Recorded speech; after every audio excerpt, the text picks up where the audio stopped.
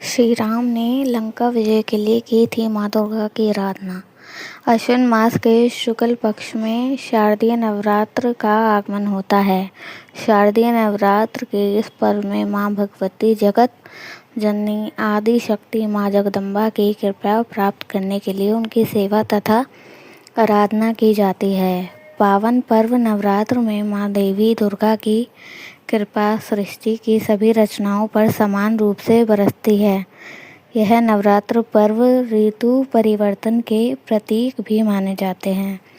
जगत पालनकर्ता भगवान विष्णु जी के अंतःकरण की शक्ति सर्वस्वरूपा योगमाया आदिशक्ति महामाया है तथा वे देवी की प्रत्यक्ष तथा परोक्ष रूप से संपूर्ण ब्रह्मांड की उत्पत्ति स्थिति तथा लय की कारणभूता हैं। साक्षात आदिशक्ति महामाया ही शिव स्वरूपी शिव अर्धांगिनी पार्वती एवं सती है, जिनकी आराधना करके स्वयं ब्रह्मा जी इस जगत के सृजनकर्ता हुए। भगवान विष्णु पालनकर्ता हुए तथा भगवान शिव संहार करने वाले हुए। तत्वता जानने वाले मुनिगण, जिन्हें मूल प्रकृति कहते हैं, वेद उपनिषद पुराण इतिहास आदि सभी प्राचीन ग्रंथों में सर्व माँ भगवती आदिशक्ति की ही अपर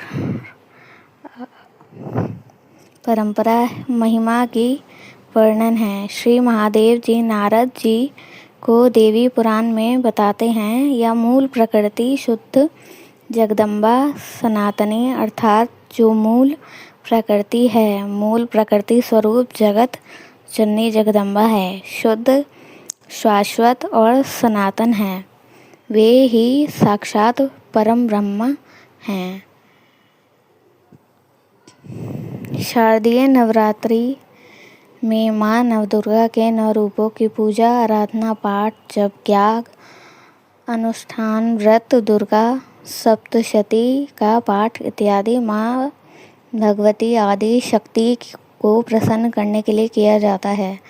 भगवान श्री राम जी ने भी लंका पर चढ़ाई से पूर्व माँ भगवती दुर्गा की अश्विन माह में आने वाली शारदीय नवरात्र में आराधना कर विजय का वर प्राप्त किया। तभी से अश्विन मास के शुक्ल पक्ष के प्रथम 9 दिनों में माँ भगवती जगदम्बा का आराधना पर्व शारदीय नवरात्र प्रारंभ हुआ। इन दिनों माँ भगवती जी के 9 रूपों के नवदुर्ग के रूप में आराधना की जाती है।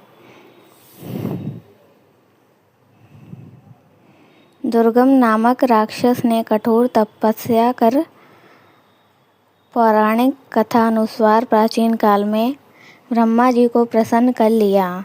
उनके वेदों को अपने अधिकार में लेकर देवताओं को स्वर्ग से निकाल